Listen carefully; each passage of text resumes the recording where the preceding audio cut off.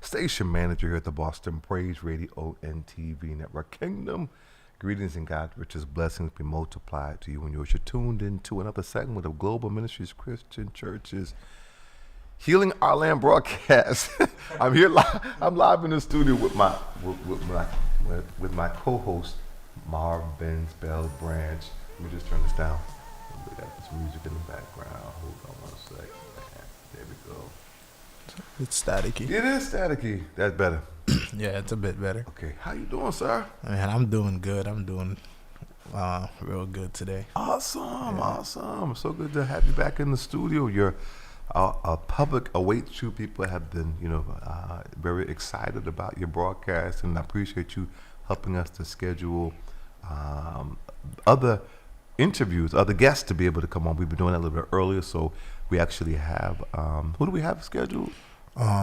We have scheduled Jeremy Thompson, a brother who's really passionate about restorative justice, who's passionate about reentry programs. I met him yesterday at the Duet Center. He was speaking to the teens, and I wasn't able to stay long, but for his piece when he was speaking, I could tell he was very passionate. Sadly, he had a younger cousin that was involved in a violent altercation on Dudley. So he was speaking but the way he was speaking was not just like, that happened to me and personal, but he was speaking more like, I don't want that to happen to anyone else in this room, or anyone else's kid, or anyone else's sibling. Did the violence end in homicide? Was the person No, passed? I think he's in critical condition or something. Even presently, right now? Yeah, he got shot. Oh, he got shot. Wow, so sorry. I think I don't remember the details. When he's here, I'm pretty sure he'll probably talk about it. But yeah, man, hearing about that was very saddening. So prayers soon. Wow, and he's going to be on this coming Friday, 4 to 5. Yeah. Okay, and we also booked for later next month. I think it was the 25th. 25th, yeah. 25th of April. The swim. What was it? Swim. A swimming teacher, and talk about that, because that was kind of exciting. it was kind of funny because you were telling me, hey, we have somebody lined up, somebody that could teach people how to swim, and in my head I'm like, man, I know somebody like this in my school because it's this lady. She goes around telling people, hey, you need to know how to swim. I had a classmate who was telling me, hey, if you don't know how to swim, this is the lady. She does free swimming lessons, and I'm like, oh no, I don't want to do that. I don't want to learn how to swim or anything. But I still remembered her in the back of my head. And then when you telling me there's somebody who reached out to you that has a swimming lesson organization, I thought of her. I mentioned her. Yeah. We go on the page. Yeah. And it's hers. He was like, that's her. Yeah, that's her. Swim Freedom is the name of the organization. Yeah. But as we went on the page, and it's really, you made the call and you said, this is Marvin's. And she didn't recognize your voice then. Yeah. But while we were waiting for her to call us back, we went on the page and we saw that not only is she the founder of the organization, but all the boards made up of women. Yeah. And who else was on the board that you know? Miss Barrington. So it's crazy seeing your teacher's first name, because you're like, man, who is that? And then you see the name and you're like, whoa, that's my teacher. That's Miss Such and Such. And yeah, it's crazy. It is crazy. It is. And so she says, oh, I want to tune into your broadcast. Yeah. So again, and so it's amazing. So I hope you're listening. I hope you're there. If you are, hi, Miss Manny. You're an amazing person, and I could tell too you're very passionate about teaching, and you work with the roadmaps, and I see how you sit down with everybody, try to get them to graduate at a very, very reasonable time. Yeah, I've never had the opportunity to sit down with Miss Manning myself. Yeah. But I'm pretty sure, like, when we sit down, I just want her to tell me the exact date I'm walking out of that building so I could throw a party. That's amazing. That is amazing. So she's going to be on the 25th from 4 to 5.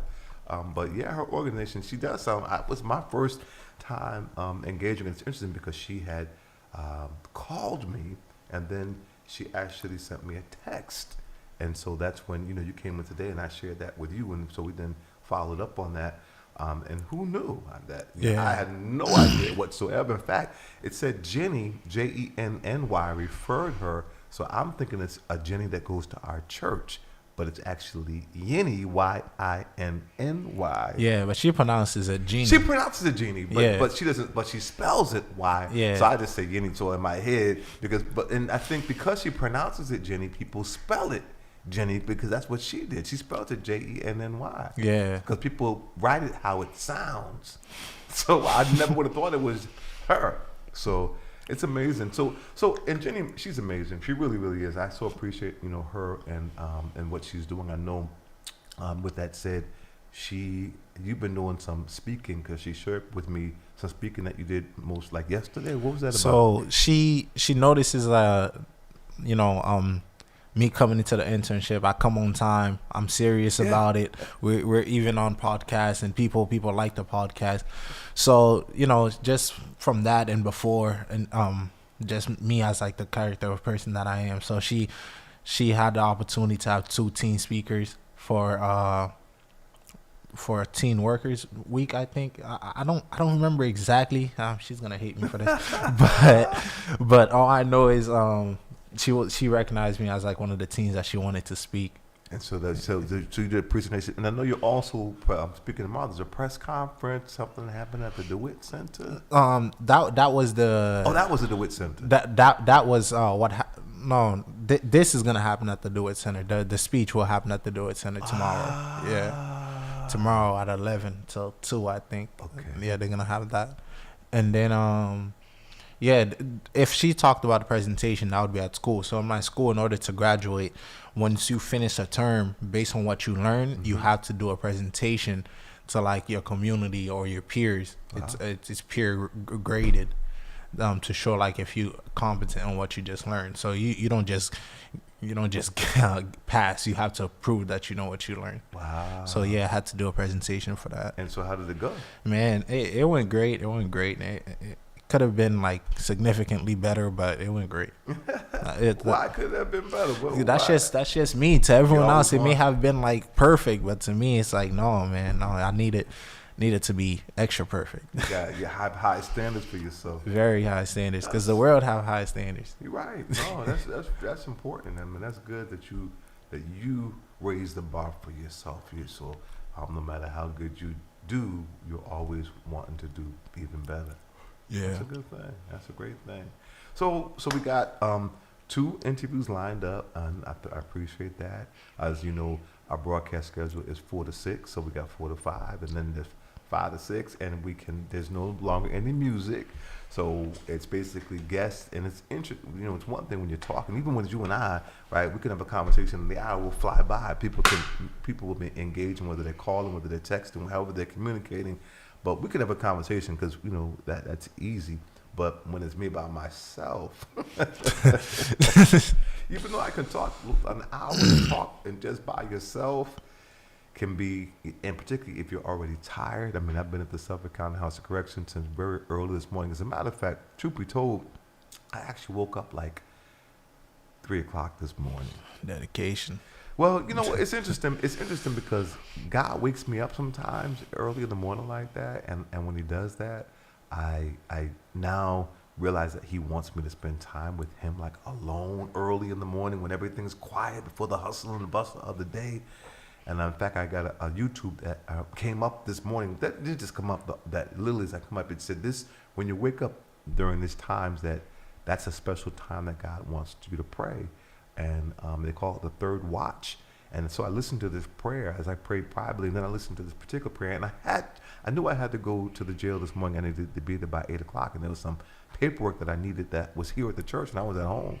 So I walked from my house to the church early in the morning at that time, and it was beautiful. Right, I got my exercise. Right. How long was that walk? I mean, it's maybe 20 minutes. Oh, okay. Yeah. Yeah. I mean, and I do it all the time. I mean, when it's nice weather and so forth. So it was beautiful. So I walked here to the church. I did my paperwork, and I was bright. I was so awake. That was the amazing thing about it, is He just gave me energy. So I printed out all the paperwork that I needed to do, prepared all of that. And then I needed some coffee, so I actually walked to Ashmont Station, Dunkin' Donuts, and I walked down Dorchester Ave, and and then I got myself together, and then it was time for me to be headed to the Suffolk County House of Correction, and then I get there at 8:30, and they canceled the circle that I was supposed to do because for whatever reason there was no movement. So I just said I'm here, so let me go on ahead, and I just met with people one-on-one, and did that until it was time for me to hurry up to get here. And so I came here, and then we just connected and started talking and catching up and doing, the preparing for the interviews, as well as when we were doing that, we realized as you were sitting here today, and you saw the sign here that has Ricky Dillard and the Night of Worship, that someone there is connected to you. Talk about that. Like small world, man, small really world. One of the special guests on the Night of Worship, that's happened like 2019. Yeah. Jermaine Tellick is, that's my godfather. Your godfather. Yeah. Amazing. Yeah, so I think a year ago, it's crazy because a year ago I was going through a really rough time, because I was, I was 18. Mm-hmm. Well, I just turned 20, so around that time I think I was 18 years old, right? Mm-hmm. And I had a lot of things going on at the time. I had a lot of just like I said, the expectations I have of myself. For me, I thought, if I'm 18 years old, with my high expectations, who I am as an individual, who I am as a person, mm-hmm. high school is above me. I should have got this like behind me already.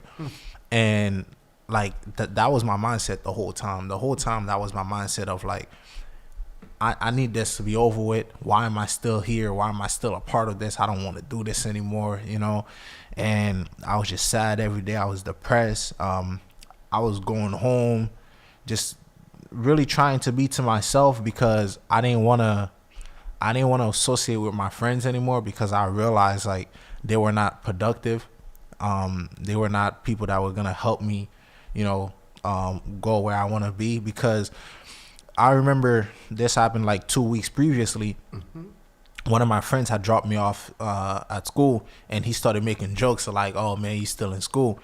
And I'm thinking of a comeback as in like a funny thing to say, but then I really think about it. I'm like, man, yeah, I am still in school. Like this hurts, man. I don't want to be here. So I stopped going to school. I don't take school seriously. But then, all this is going on that time period, mm-hmm. And at the time period, I'm also going through some stuff with my family, mm-hmm. and I'm refusing to eat and all that, man, because it's just like I'm just going through it. So Jeannie had texted me and was like, "Hey, Marvin's, do you want to come to the Duet Center? They're having a community event." One thing is like, I hear community, I'm like, I might be going through it a little bit, but hold on, let me go be out there. Maybe there's something out there for me, So and also I seen free food. Yeah, that's an incentive. Yeah, I seen free food, and I put on my clothes. I took a shower. I put on my clothes. I forgot to even put lotion on my face, man. I ran outside. I get over there to the Duet Center, and it was an event where they were giving out food, where it was like a church type of event. It was like a black history type of thing. Oh, nice. So this event is going on. Jermaine Tulloch was up there. He was singing too, and I was like, man, this guy got a good voice, man. He knows how to sing. Really I was eating the food. I'm like, man, this food is good. I'm taking pictures of the food, sending it to my friends, like, yo, man, you should have came when I invited you, man.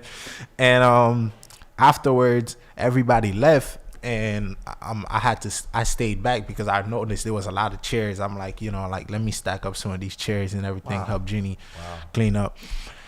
So I'm like, I'm gonna do this because they paid us to come to the event. Oh, they paid you just to come and like have Jeannie, like that was part of our like internship pay, as in like you come to the event and we'll pay you to do that. I'm like, I would have came for free. This food, that's enough payment for me.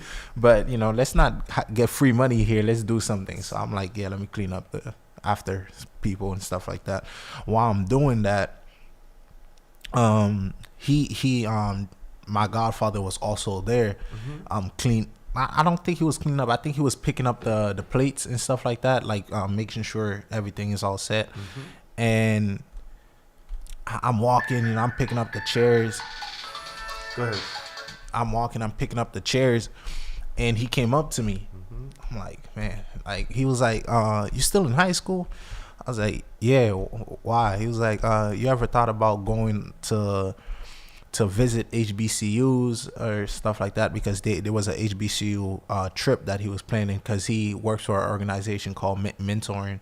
Like, he works for a mentoring organization where they mentor young boys and stuff like that. And yeah, they do a lot of fun activities. They go to Disney. They go into NASA this summer. Wow. They go crazy places, man. Nice. I never had a chance to go, even though I'm always invited. Yeah. Because like I love to work. So every time he invites me, I think about work, and I'm like, I gotta go to work instead. I don't go. But yeah, and they go on cruises too in the summer. Yeah, it's a good organization. Wow. We'll have to interview him and have to tell us all about that. Yeah, so maybe some people could get the kids to sign up, know. But the most important thing too, well, not to go off topic, is the kid has to want to do it, because it can't just be your parents want you to go see the world, and you're just like, I don't, and then you're there being a party pooper the whole time. That's true. So you're right. yeah, so when he asked me if I wanted to visit an HBCU, my school actually was doing a trip like that, and I was like, my school is doing that trip, and I wasn't really interested in it with my school, not because I don't want to go to HBCU, because college is not really something I want to do, and I don't want to sleep out for it was like 4 days trip or anything. I didn't want to do that. I didn't feel comfortable with that. And while we were talking,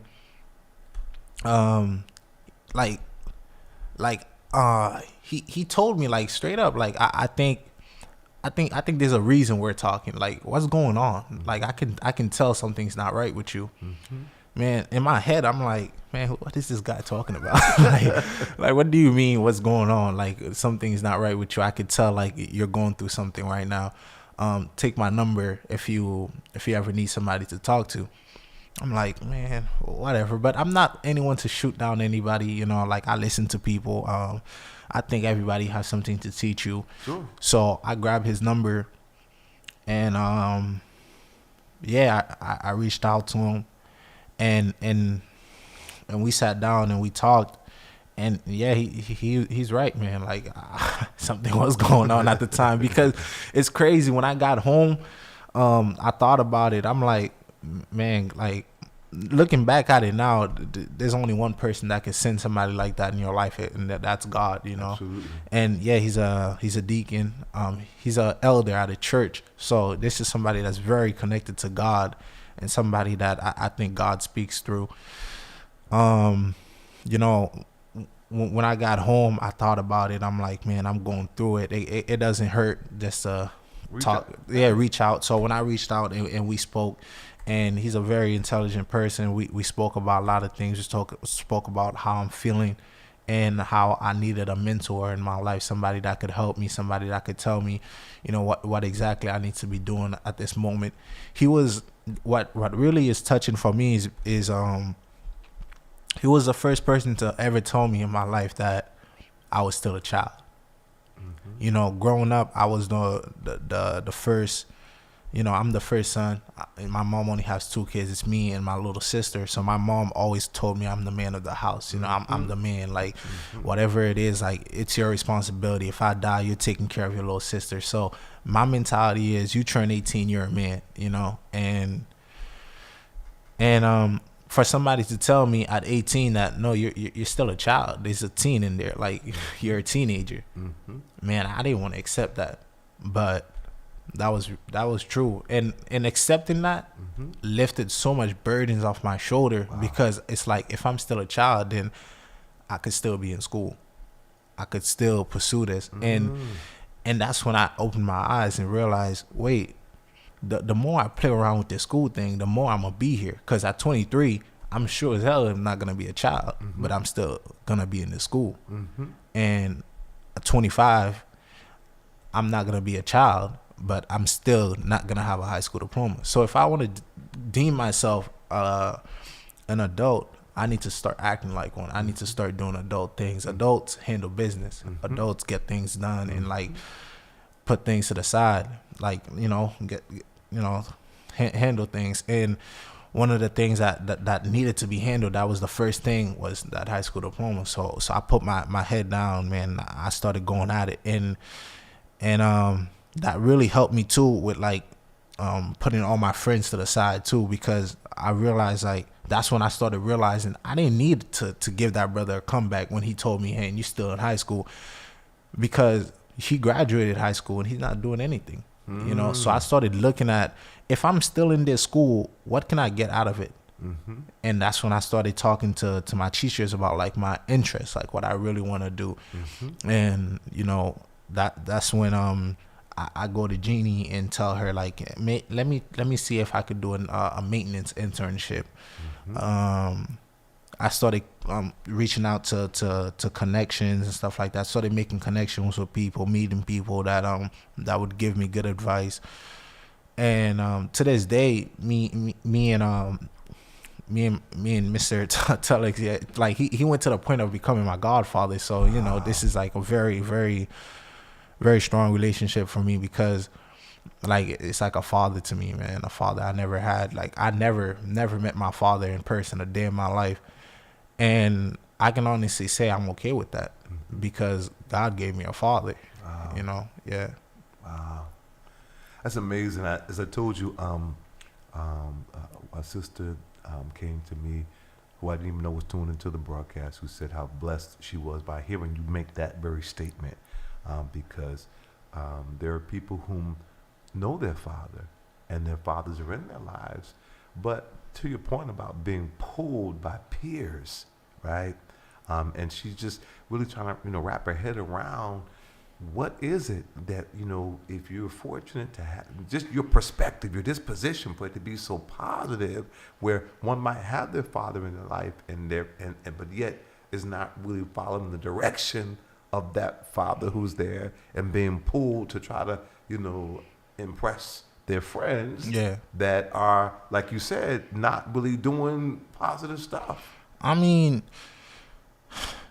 for me, I'll say it's like, me and my godfather spoke about this a lot, and he will say, like, when he first met me, the person that I was, I'm definitely not that person anymore. Like, you could go to my school and ask that question, the boy that walked into this building that signed up and said, hey, like, let me get this high school diploma, and the boy that came back after February vacation, that was like straight up like let's get this out the way. That's a completely different person. So the person that I became after meeting my godfather and the person that I was is different. I say it's like understanding, looking forward. Like, I've always been somebody that's so focused on the future. Like, I've always thought, like, I want nice cars, I want nice houses, I want this, I want that, I want a family, I want this, I want that. But I never thought about how am I gonna get it. I never thought about that. That's why, like, to this day, every time I meet people that have like really big ambitions of the future, they irritate me, because it's like, okay, how are you gonna get it? What's your plan? Yeah, like, you need to have this is the mindset that I have. It's like, you need to have a way bigger time, like bigger plan on how to get there, than spending all your time thinking about when you're there. What do you mean when you're there? Like, like, looking back at it, like, looking at it now, it's like, if God was to hand me everything that I wanted in the future right now, I wouldn't know what to do with it, because I've never been in that situation. I've never had the amount of money I wish to have. I've never had the cars I want to drive. I've never had none of that. And if it's given to me, I'm scared I'll make the wrong decisions. I'm scared I'll do the wrong things. I'm scared I'll lose it, like, tomorrow. So I'm pretty sure in the journey to get it, I'll appreciate it, and I will know how to keep it. I'll know how to grow it. So that's that growth. It's not a positive mindset, I would say. It's a growth mindset. It's a mindset of, always strive to think about, like, how to get where you want to get, how to get where you want to be, and, like, worrying about the decisions you make right now that could affect the peace that you want to enjoy later on. That's really wise, and you got that. You came to that understanding and to that because of the influence of your godfather. Because of the influence of like mentors in my life, and knowing that I've always heard these people, but I don't know if I've ever listened to them because I heard them speak. Like I said, every time somebody talked to me, I take it in. But did I ever apply what they were talking about for real? Because I want them to know I've actually listened to them, you know? So I started listening and actually applying what they were telling me and doing the right things. When it came to friends, man, it's weird when like, because at the teen event, they I think her name is Shara or Sahara or something, and she was speaking. She's the communication director at MPDC. She was speaking and saying like a lot of young teens, when we when something goes on, the first thing we do is we reach out to our friends. Like, why would you reach out to somebody who has just the amount of experience you have in this situation, or even less? Somebody who's a year younger than you, a year older than you. How are they gonna help you in your situation? They can't help you. The advice they're gonna give you will be just as chaotic as the advice you would have made by yourself, or even worse. So for me, like having friends, I thought about it like that. Like I never really had it like somebody say it to me yet, but I started thinking like that. Like, man, like being your friend, like what do you provide me? You don't provide me with anything. Like the only thing like having those friends did for me was saying, oh, I knew this guy since 6th grade. But, you know, every time it was time for them to make a wrong decision or put me in a bad predicament, they never thought twice about it. And I've always found myself hurt. I've always found myself in a bad place.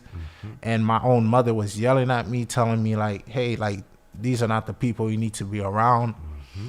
And I don't want to say I hated her for saying that, but I wasn't, you know, her friend for saying that. I'm like, what do you know? Like, man, like, where's your friends? Like, I thought I was cool, man. Like, but I wasn't cool. Like, I was immature, and I didn't want to accept reality that these guys may have not been what I needed in my life. Wow. So, and again, that you came to that reality. Well, when did the light bulb go off? Okay, so I'll say 2 to 3 years ago, right? I was working at City Garden. I'm done with my shift. I came home and I'm inside. My mother see me, and you know, as a mother, when you like, she told me this now, but as you know, as a mother, when you see your son come home, you know, your worries is done. Like, you don't have to worry anymore. Like, all your kids are inside now, and you get to sleep. Right after I close the door, I jump out the window and I head outside, and I told my friends to come pick me up, right?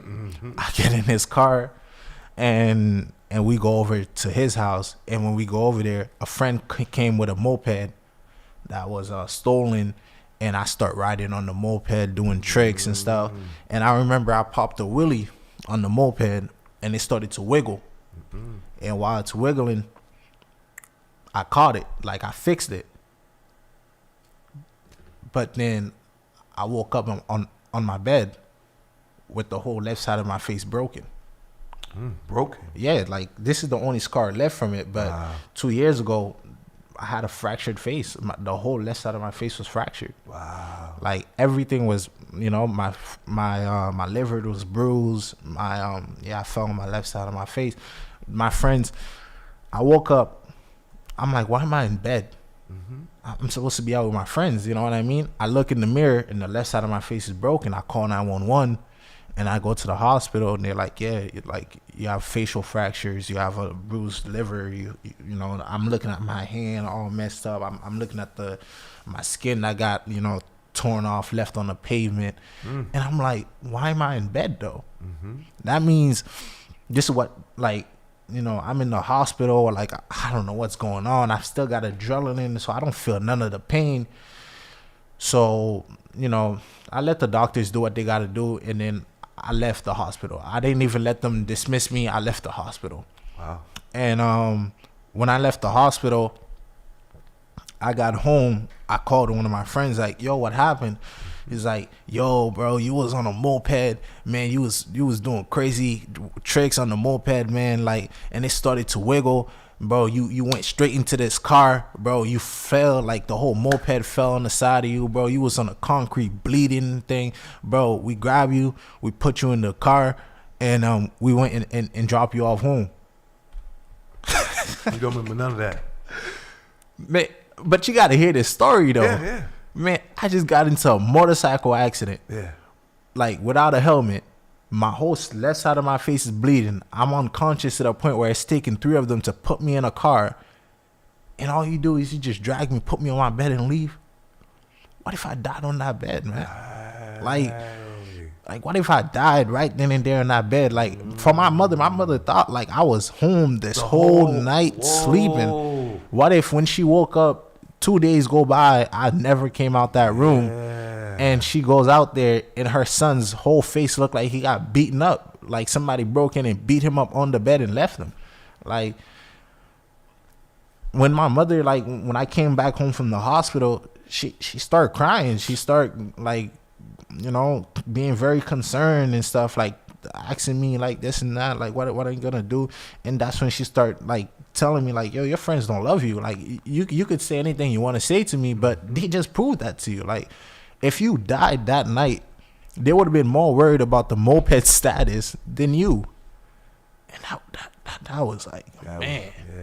And to me, like, that was around the time I stopped hanging around with my friends, because if I did die, you know, what were they gonna do for me, man? Like post me on Snapchat, post me on Instagram, say rest in peace, lie on my name, you know, like to some girl. Like, they don't care about you, man. Like, that's like the harsh reality. Every time I see like an old classmate die, every time I see, you know, somebody get into a bad accident, every time I see somebody posting somebody wishing them like well, I'm like, man, you don't care about that person, because if you cared about them, you would have made sure that they didn't put themselves in that situation to begin with. Facts. That's why, like, the friends I have today, man, like, it's brothers in college, it's brothers doing like productive things, it's people that's going places that I want to go, it's people that are getting certifications that I want to get, you know, it's brothers getting their real estate license and such, like brothers starting their own little businesses.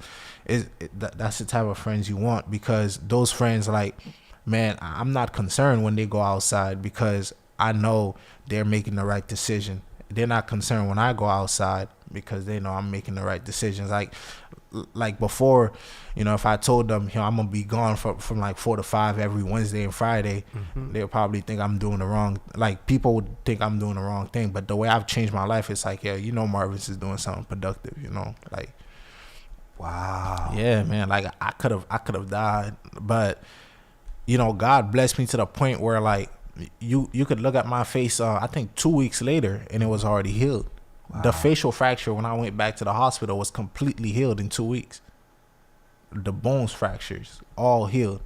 And this is the only scar I have left, because it's on my hand, and I couldn't put any medication on it because I had to put on gloves. So the gloves kept taking off the medication. So that's the only scar that I have left. So my whole left side of my face could have looked like this. Yes. And like I don't know if anybody in the camera is watching, but yeah. Wow. Yeah, man, and I'm blessed, man. You are blessed, brother. I'm blessed, and I never really was somebody that, like, I don't say I didn't believe in God, but like really took Christianity too seriously. But the only person that I said thank you to that night was God, because, you know, somebody out there is praying for me, and I know my mother is praying for me. I know my peoples in Haiti is praying for me, and thank you to them, because the prayer is working, man. Beautiful, man. That's working. The prayers do work. Our sister Alberta Davis, she's tuned in, and she's saying, she said, my God, right? She says, tell the truth and shame the devil. Yeah, thank you, man. Thank you. I don't want to call my friends devils, but they're little lost demons. I say that, and I hope God finds them and guides them too. And everybody I used to be like really tight with, you know, before I even stopped talking to them, I would tell them straight up, like, yo, if you ever want to make the right decision and like straight up like want to be on some positive timing, man, like yo, call me. Like, yo, I'm not stopped talking to you as in like we're enemies. Sure. I stopped talking to you because if I talk to you, I'm condoning what you're doing. And I can't condone that. Wow. I can't condone you putting your life in danger, worrying me, and I'm putting my life in danger being around you. Because if I die, funerals ain't free. Who's gonna stress? My mother. Like, you're not gonna even put $50 in that GoFundMe. Facts. You know? Facts. What you're saying is so profound, Marvins, and I so appreciate your transparency and your candor, because young people need to hear this, right? Yeah. Because they think, oh yeah, that's my friend, those my boys, whatever, as you said, and it couldn't go. You know, I mean, as we said earlier, brother who you met, who said that I don't know who it was that got shot. Yeah. Right. I mean, it could go from an accident to being shot to whatever, but you need people who are gonna genuinely be concerned about you, who gonna not leave you for dead, right? Who gonna push you, and people who can pull you who are going in a positive direction, and you can hold each other accountable. So that's people like that.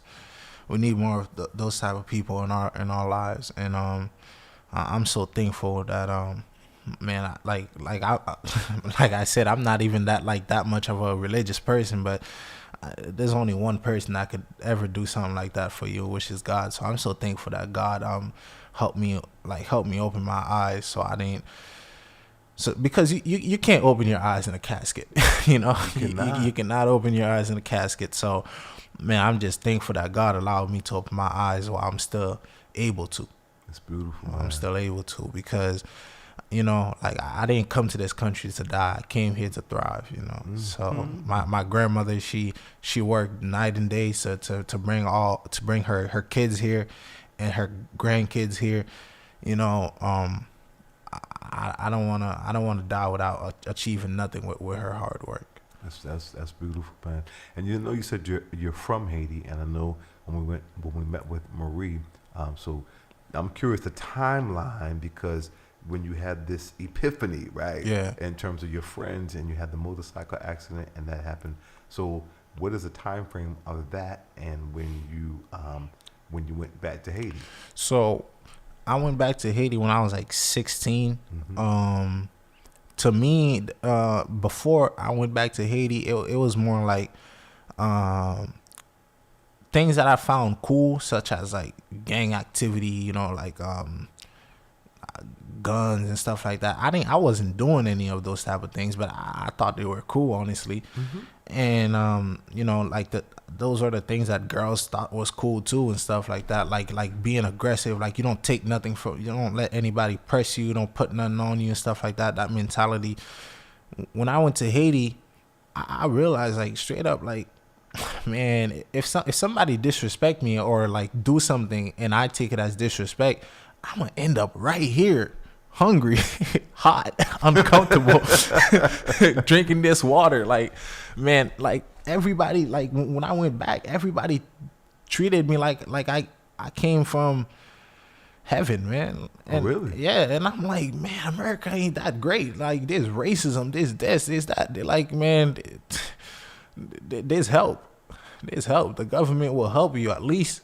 And if you want the help, if you're willing to do what you got to do for the help, here I could beg from today to tomorrow. I'll still be in the same predicament. And who am I to tell somebody who's hungry or somebody who's going through it? But you can fight. But you can fight. You could make the difference. Man, that person gonna be like, man, if you don't go away from me, if you don't go away from me with all that speech. But I took it in. I was like, all of them were like, man, this was before the Biden thing. So honestly, if you were in Haiti and you didn't have the means, coming to America was such a lofty dream. It was like, man, you could keep sleeping on that, because that's never gonna happen. A lot of them were just hoping, man, like wishing on a star, can I please come to America? So when I came to Haiti, the way they treated me, the way they interact with me, I'm like, man, this gang activity is not cool. Going to jail is not cool. Being in juvie is not cool. None of that is cool. Like, so when I came back, I started like not going towards that life, like not ever going towards that lifestyle. You know, not like that was ever an option, but like that certified it for me.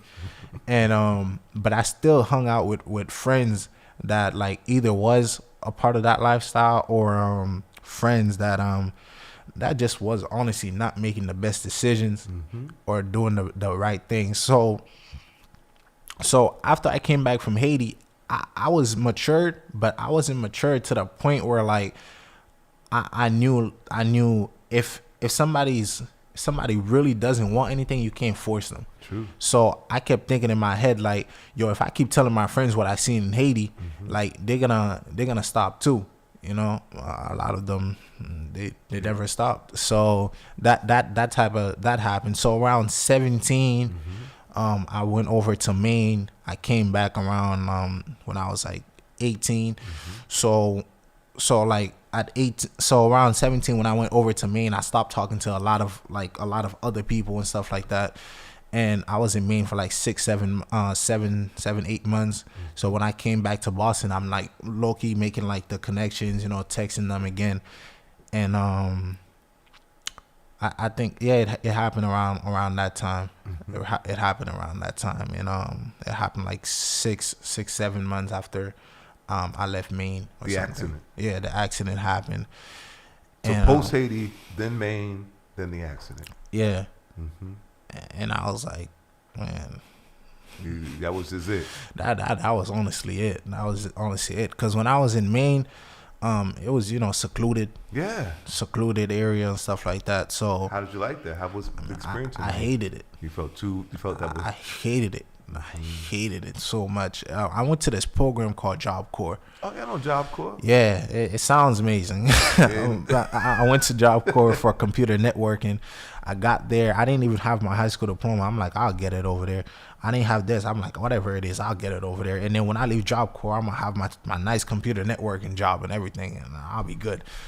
And my mother kept yelling at me, don't do this, just get your high school diploma. But, you know, I don't regret going, because if I didn't go there, even if I graduated out of Job Corps with everything I would have got, I still don't know what I would have been doing, because I didn't know what I wanted to do, you know. And when I went over there to Job Corps, it was a 2-room. So I went to Loring, Maine. It's called Loring Air Force Base. That's the Job Corps center I was on in Limestone, in like 5 miles off Canada. It was already snowing in October. I'm like, man, this is. I'm a city boy. Like, I don't want to be here. Like, you got some of the white kids wearing shorts. I'm like, bro, I'm wearing thermals. I'm wearing jeans, and then the khaki pants over that. It's -5, and they adjusted to the cold. Yo, to them, -1 was normal, man. I'm like, man, hell no, man. I don't want to be here. That wasn't even the worst part. So, since it was 2 roommates, it was 2 people to each room, you know, I had a roommate. My first roommate, which was this kid, you know, he was cool, he was awesome, bro. He was a little deranged and everything. I was the same way. Like I was energy filled. I'm still with that mindset of like I'm chaotic, but still I'm trying to mature up, because I don't want anything bad to happen in my life where I make any decision. That's really one of like my key decision to go to Job Corps. I didn't want to ever fall into like a gang lifestyle, or like be around friends that put me in a predicament where like I would get arrested, so I didn't end up back in Haiti or deported or something. So that's why I went to Job Corps, to like escape all of that. So when Job Corps was in Maine. Yeah. So when I went to Job Corps, I met this kid, I met this and that, you know. I'm like, man, this is cool and all, but I don't really want to be here or nothing, you know. You know what I mean? But one thing that Job Corps taught me was like, you could be prideful, but you need to have something behind the pride. You can't be prideful and ignorant. Because then you're just purely ignorant. You're just boisterous and ignorant. You know what I mean? And you can't be prideful and broke.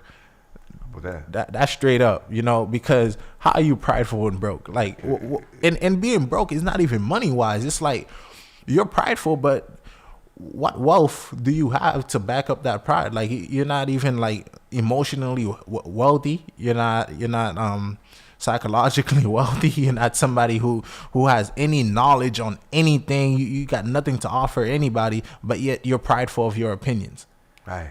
So what are you prideful of? You're prideful that you're ignorant, you know? So there was a South African guy that sat down with me and basically explained that concept to me. Like, wow. You're here because you have nothing. You're here because you wanted to run away from like what you think that you were becoming, because like my whole life I kept hearing you had 3 options: prison, death, and being a bum. That's the 3 options I kept hearing of being a black man in Boston. And I'm like, I want to escape that if I go to Maine. And he's like, bro, this place right here probably has the most biggest group of black people in this whole state. Like, bro, this state will not be what saves you. You got to save yourself. You know what I mean? So, mind you, I'm still the type of person to listen to anybody. So I'm listening to this guy who's basically going in on me. But like, I'm like, I needed to hear this. Yeah. When I went back to my room after he just gave me this speech, my roommate is gone because, you know, he got moved out. Now I'm stuck in this room all by myself. One thing I quickly realized was, I've always been somebody like who had a lot of friends. Like, not a lot, but I kept 4 or 5 friends, 6 friends here and there, you know. But now I'm in Job Corps. I don't want anyone to know I'm here or anything. So it's just that one friend I have. When I hit him up, he don't even respond anymore because, you know, like, I'm not a house he can go to. Mm-hmm. So I got no friends. It's just me in this room by myself right here. And I think this happens to a lot of guys when their first time in a jail cell or in prison. But thank you, God, it happened to me without me having a record that followed me afterwards. Because it's like I got to learn a lesson without any of the consequences. I sat there and I'm like, I hit up all these friends, man. They don't even respond to me. None of them. I'm like, okay. So that night I started thinking, oh, somebody calling? I think so. Let's see. Oh, okay. Yeah, so that night I started thinking about like why I had all those friends and stuff like that. Like, why am I talking to all these people? And in my, like, I started like to start thinking about all these things. And I came to the realization that, you know, I have all these friends, all these people, but they didn't have anything to provide to me. And mind you, all this happened before the motorcycle accident. But I start thinking about these things, but I still was not mature enough to make the right decision of just cutting these people off. So I still try to hit them up. Man, a week go by, these guys never hit me back up. Like, nobody texts me or anything. I'm still in this room by myself every day. I'm having fun in the place. Everybody knows me. I was like having mad energy. And then I'm here all by myself. Nobody's in this room. I'm in this room by myself. And no amount of YouTube video, no amount of documentary, no amount of anything could escape this loneliness that I'm feeling, man. I feel lonely. I got nobody. It's just me. And I start thinking to myself, like, why do I feel lonely? Why don't I want to be alone? I thought like everybody, you hear people say, man, I'm tired. Like, let me go home and relax. I'm like, I've always been that person who wanted to stay outside as much as I can. That person who wanted to be around people every chance that I get.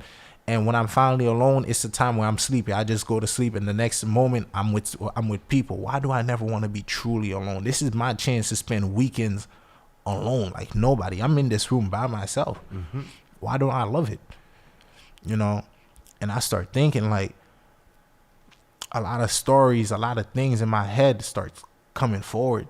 Things that I didn't even remember. You know, things that happened to me as a child, things that happened to me growing up and all this and all that. Like, things that happened, like anything traumatic that happened, I started remembering it. Because growing up, I've always had that mentality of, if you're crying, laugh.